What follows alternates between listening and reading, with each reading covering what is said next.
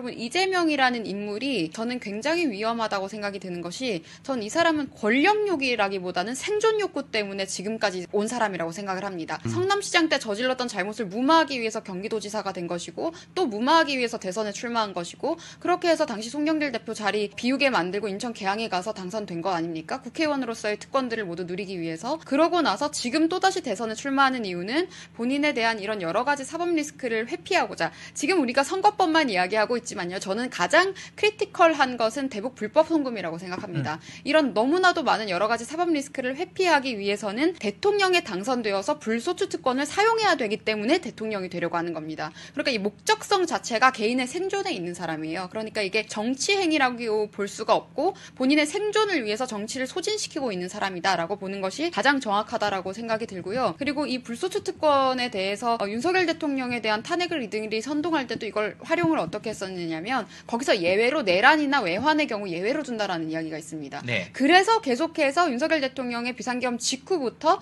내란이라는 프레임을 가지고 그들이 탄핵 선동을 했었던 거거든요. 그래서 이런 여러 가지 맥락도 함께 이해하면서 지금 보셔야 되는 것이고, 가장 중요한 것은 이재명이라는 사람은 대통령이 되고자 하는 것이 국가를 제대로 경영하기 위해서가 아니라 본인이 생존하기 위해서다라는 지점을 우리가 명확히 알아야겠다라는 점을 말씀드리겠습니다. 우리 북한의 김정일 또 김일성 주석의 노력들이 폄훼되지 않도록, 훼손되지 않도록 애써야 할 것입니다. 제가 쎄쎄했습니다. 중국에서 쎄쎄하고 공공기관이나 금융기관에 이 소위 성소수자가 30%를 반드시 넘길 수 있도록. 이재명 대표를 둘러싼 각종 의혹이 불거진 뒤 주변 인물이 세상을 등진 것은 이번이 5번째입니다. 히틀러, 김정은, 스탈린, 시진핑 이런 나라보다 더 못한 나라로 끌고 가려고 하는데 왜 여기에 대해서 응징하지 않느냐. 제가 반드시 응징하겠습니다. 이제부터 진짜 대한민국 한번 만들어 보시지 않겠습니까? 거짓과 범죄로 국회를 오염시킨 사람을 대한민국 대통령으로 만들어서는 안 됩니다. 일거에 척결하고 종북 반국가 세력들을 일거에 척결하고 자유 헌정 질서를 지키기 위해 비상계엄을 선포합니다.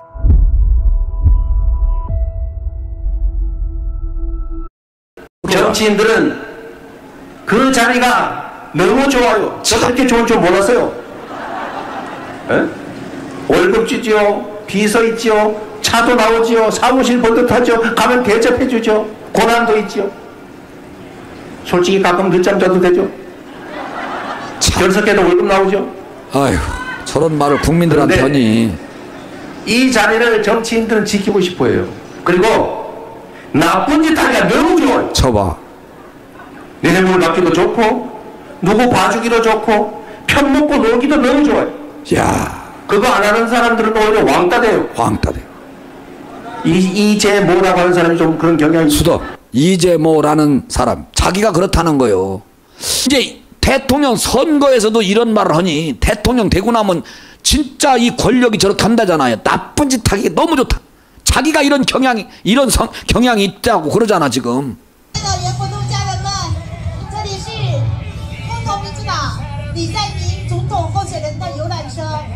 이것도 완전 원어민이지. 본토 중국어야, 본토 중국어.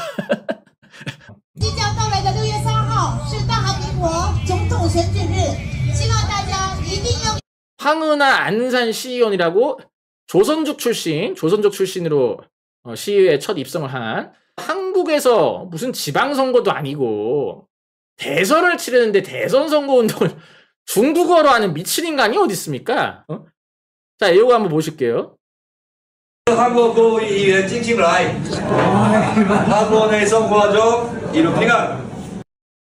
원어민 수준인데? 시의원, 뭐 국회의원, 심지어 얘는 법사위원장이잖아. 현역 의원이자 현직 법사위원장이, 대한민국 국회 현직 법사위원장이라는 사람이 중국어로 대선 선거 유세를 하고 있는 게 말이 됩니까? 대한민국의 법사위원장이 중국어로 선거 유세를 하는 장면을 내가 보게 될 줄은 나 진짜 상상도 못했습니다. 지금 이재명이 집권하지도 않았는데 벌써 지금 뭐 우리나라가 지금 중국화 된 것 같아. 이것만 보면. 정말 이재명이 집권을 하게 되면 얼마나 더 무서운 세상이 펼쳐지게 될지. 요것만 봐도 지금 답이 나오죠. 쎄쎄했습니다. 중국에도 쎄쎄하고 대만에도 쎄쎄하고 대만하고 중국하고 싸우든지 말든지 틀린 말했습니까? 일본 대사한테도 쎄쎄 하려다가 못 알아들을 것 같아서 감사합니다. 그랬어요. 단순한 동맹을 넘어서서 모든 부분이 한미 동맹을 보고 있어요. 우리 산업이 발전하고 있고 또 미래를 보고 나아가고 있는 중인데 지금 미중이 제2의 냉전 진행 중에 있는데 그럼 우리가 무엇을 기본축으로 해야 되겠느냐. 많은컨대 한미 동맹이 근본축이다. 이걸 바탕으로 해서 중국과도 전략적인 협력 관계를 가지고 러시아하고도 그렇게 하고 일본도 그렇게 나가는 거 아닙니까? 중국에 대해서 세세 못하라는 것이 아니라 친중 반미 친북 반대한민국 그건 안 된다. 한미 동맹 김문수를 응원하. 정치꾼은 다음 선거를 생각하고 정치가는 다음 세대를 생각한다고 했습니다. 정권 퇴진을 목표로 30번의 탄핵 소추, 특검 남발, 사상 초유의 감액 예산안 강행 처리, 국무위원 전원을 탄핵시키겠다는 국정 붕괴 위협으로 대한민국은 휘청거렸습니다. 단 한 사람의 사법 리스크 방탄의 폭주였습니다. 우리는 다음 세대에게 무엇을 물려주어야 하는지 생각해야 합니다. 다음 대한민국의 지도자의 모습이 다음 세대의 표상이 되어야 합니다.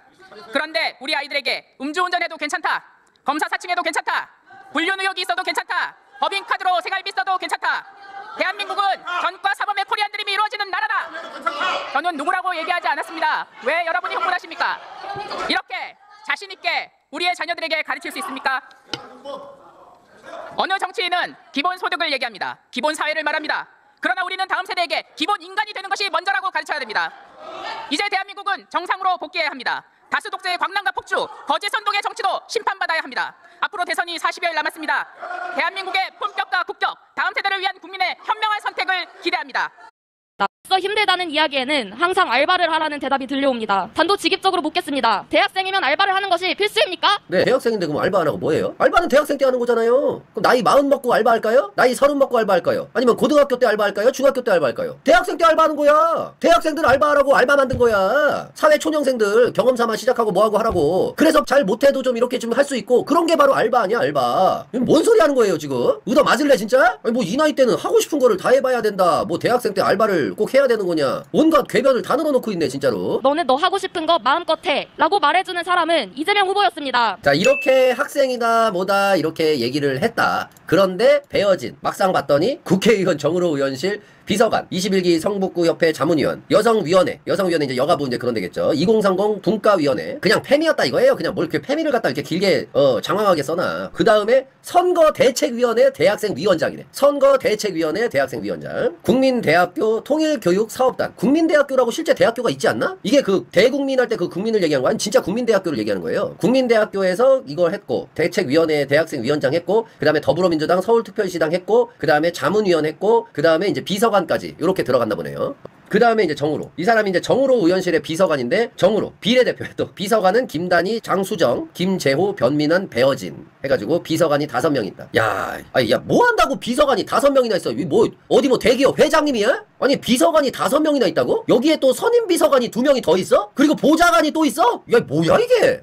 야, 뭐 세수도 시켜주고 뭐 발도 닦아주겠다 형님들. 이 정도면은 야 진짜 어이가 없네 진짜. 야 그럼 국회의원 한 명에 도대체 얼마나 많은 세금이 들어가는 거야? 이 비서관들 월급만 500이 넘는다고? 그러면 이 월급만 4,500이 들어가는 거야? 국회의원 월급 한 3천만 원 또 나가고 이것저것 또 뭐 법인카드 비용 나가고 성인 되고 엄빠한테 손 벌리는 것도 쪽팔릴 일인데 아주 당당하게 나라에 손 벌리려고 하는 건 인성 뭔 일이냐. 근데 신기한 건 뭔지 아세요? 그런 애가 지금 여기서 비서관하고 있어. 저런 마인드를 갖고 있는 애가 저기서 비서관하고 있다고. 왜 비서관은 왜 해? 비서관 왜 하냐? 이재명 대통령 되면은 너 해볼 거 다 해보라고 다 해줄 텐데 비서관 왜 해? 뭐하러 일하냐? 너 때는 하고 싶은 거 다 해야지. 비서관을 뭐하러 해? 나라에서 너 하고 싶은 거 다 해라. 그건 돈은 우리가 다 내주겠다. 유학 가고 싶은 거 유학 가고 전 세계 크루즈 여행 가고 싶으면 크루즈 여행도 가라. 명품 사고 싶으면 명품도 사봐야지. 어렸을 때 그 나이 때는 하고 싶은 거 다 해봐야지. 국가가 다 해준다. 그래서 카드 다 긁어갖고 다 해. 카드 한 5개 만든 다음에 다 긁은 다음에 한 3천만 원 비치고 신불대. 그래 신불됐구나. 자 이제 개인회생 신청해라. 국가가 다 해준다 그랬지? 약속시킬게 해가지고 개인회생 정도는 받아주겠죠. 네, 이거 날짜가 이재명 대통령 후보 그 자신을 상스럽고 잔인하며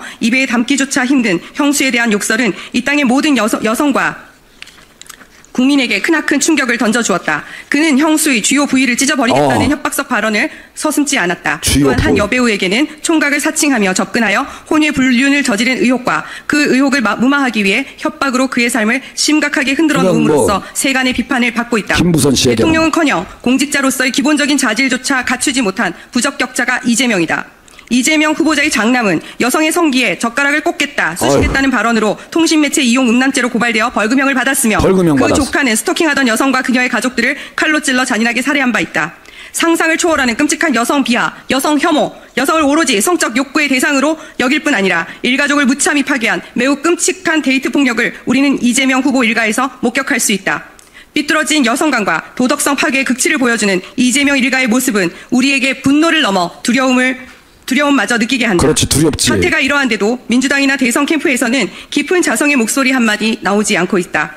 아들 문제에 대해서는 이미 사과했다는 성의라고는 눈꽃만큼도 찾아볼 수 없는 대응이다. 이재명 후보는 혐오와 차별이 없는 세상, 여성이 안전한 나라를 말한다. 유시민의 발언과 이재명 일가의 행태는 민주당이 말로는 여성과 노동자를 위한다고 하지만 실상은 여성 혐오와 비하, 언어 폭력을 아무렇지도 않게 쏟아내는 위선적인 정당임을 입증하고 있다. 유시민 씨가 보여준 전 근대적 비하 발언이 과연 이재명 후보자에게서 배운 여성관에서 나온 것인지 아니면 원래 민주당 공통의 기본적인 인식인지 우리는 묻지 않을 수 없다. 당신들이 정말 여성이 안전한 나라를 만들 수 있겠는가? 과연 그럴 생각이라도 있느냐고 말이다. 우리는 유시민 씨와 민주당 이재명 후보에게 다음과 같이 촉구한다. 하나, 유시민 씨는 자신의 망언에 대해서 설란영 여사와 모든 여성과 노동자, 노인에게 공개적으로 사과하라. 하나, 이재명 후보는 당 주변에서 반복되는 여성 혐오, 비하와 성 비위를 방치한 책임과 개인 일가가 보여준 비뚤어지고 역겨운 여성관과 비윤리적 언행에 대해서 국민에게 깊이 사과하고 후보 자리에서 즉각 사퇴하라. 여성을 이토록 함부로 대하는 이재명 후보는 대한민국의 지도자가 될 자격이 없다. 우리 여성들과 학부모들은 이 땅에서 왜곡된 여성관으로 여성을 모욕하고 비하하며 억압하는 모든 종류의 폭력과 그 폭력을 마구 휘두르는 모든 권력에 단호히 맞설 것임을 천명하는 바이다. 2025년 5월 30일 바른인권여성연합, 나는 부모다 협회, 대한연대, 공정사회 학부모연대, 10만 학부모연대, 올바른 여성연합, 옳은 학부모연합, 진리의 부모들, 행동하는 엄마들, 행동하는 프로라이프 외 단체 일동이었습니다. 야, 아휴, 정말 대한민국이 어떻게 하다가 이런 저질스러운 지도자가 나오고 저질스러운 인간들이 나와가지고 이렇게 여성들을 아프게 하고 여성들을 이렇게 힘들게 하고 고통스럽게 하냐 이 말이요. 헌법재판소 문제가 많다고 비판했는데 민주당이 고발했습니다.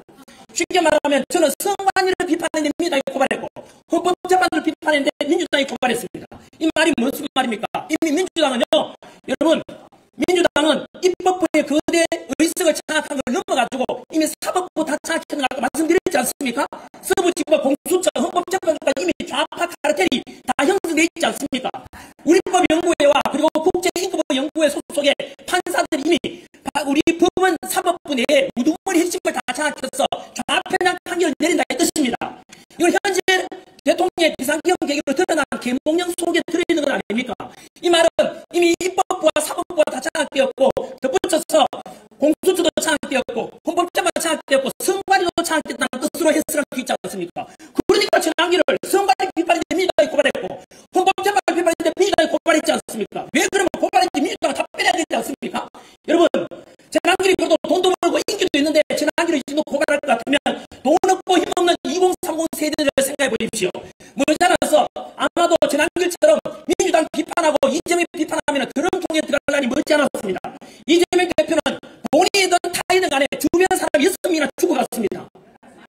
한 번 더 말씀드릴까요? 이재명 대표 주변에 있는 사람들이 그 바로 모셨던 비서실장 이런 사람들 6명이 죽어갔습니다. 이거는 역사적으로 저는 이런 사례를 현대사에 들어본 적이 없습니다. 끔찍하지 않습니까? 여러분, 이렇게 해서 현재 우리나라 법치가 무너지고 또 민주당 파출소 들어갔지요. 그 민주당 파출소에도 지난기를 고발했던 것입니다. 어떻게 생각하십니까? 여러분, 대한민국이 이처럼 힘없고 그리고 돈 없고 한 사람들은 법원에서도 이렇게 민주당 고발당하고 힘없는 사람들은 이렇게 압박을 당하고 이재명 대표가 힘 있는 사람은 재판 지연해라.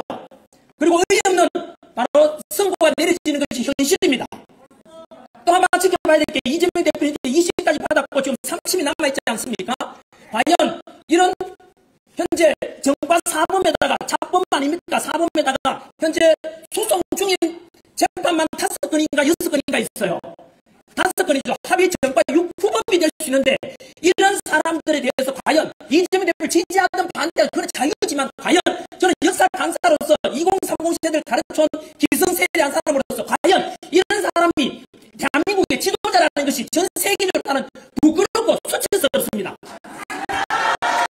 만약에 그럼에도 불구하고 나는 이재명 대표를 지지하겠다라고 하는 학부모님이 계시거나 나는 그럼에도 불구하고 이재명을 지지하겠다라고 하는 학교생님이 계시면 앞으로 우리 아이들에게 그리고 학생들에게 그렇게 가르치십시오. 너는 음주운전 해도 돼. 너는 사기쳐도 돼. 너는 가족들에게 쌍욕을 해도 상관없어. 여러분 이렇게 가르치려면 이재명을 지지해도 되는 것 아닙니까? 그것이 은행 일치하는 것 아닙니까?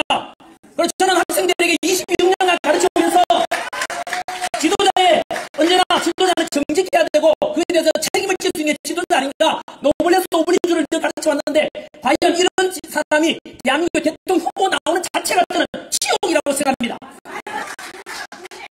이재명 대표는 제가 또는 우리가 이재명 대표를 뭐라는 게 아니라 본인이 저지른 범죄와 본인이 싸우고 있는 것입니다.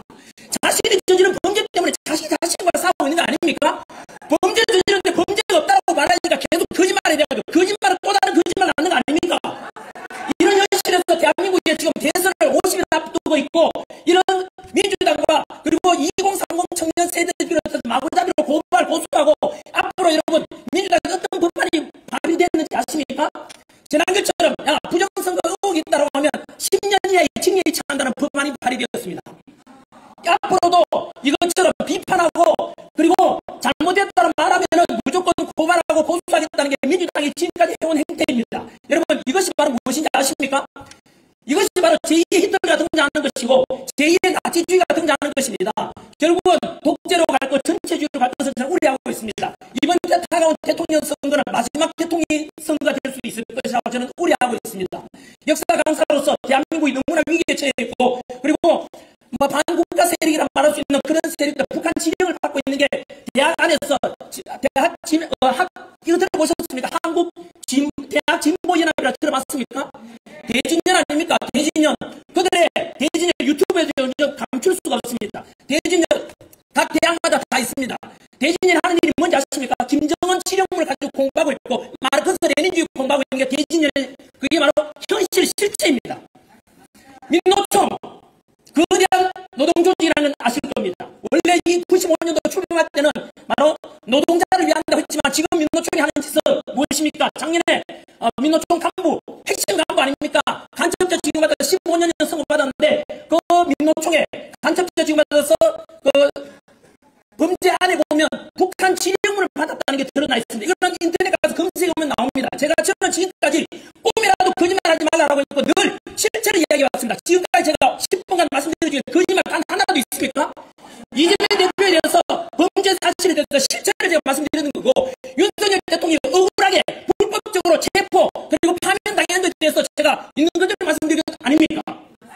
그리고 2030 세대에 대해서 카카오톡 금지하겠다 말이 됩니까? 왜 이런 것에 대해서 관용하십니까?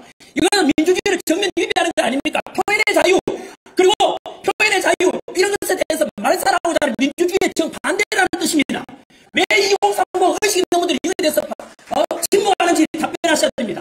그래서 저는 끝으로 이러한 민주당과 그리고 이재명 대표에 대해서 실체에 대해서 국민들을 알기를 바랍니다. 저는 거짓말 왜곡하고 싶지 않습니다. 있는 그대로 말씀드리고 싶고 더 나아가서 오늘 국민수사대가 이런 시점에서 정말로 타이밍 좋게 멋지게 출범했다고 생각합니다. 왜냐하면 이 국민수사대는 약자를 보호하기 위한 것 아닙니까? 약자를 고소 고발하는 것이 아니라 이렇게 해서 기울어지고 벌써부터 사법 정의가 사라지고 있고 그리고 모든 치안까지도 그렇고 현재 약자들이 너무나 법으로부터 보호받지 못하고 침해받고 있고 고소 고발이 난무되고 있습니다. 이런 속에서 그에 맞선 바로 국민수사대 출범은 저도 강력히 지지하고 이것이 앞으로 더 나아가서 대한민국 사법체계, 치안체계 이런 걸 바로 세울 수 있는 계기가 되기 바라고 특별히 마지막으로 2030 청년 세대 여러분 한 번 더 기성세대 한 사람부터 대단히 미안합니다.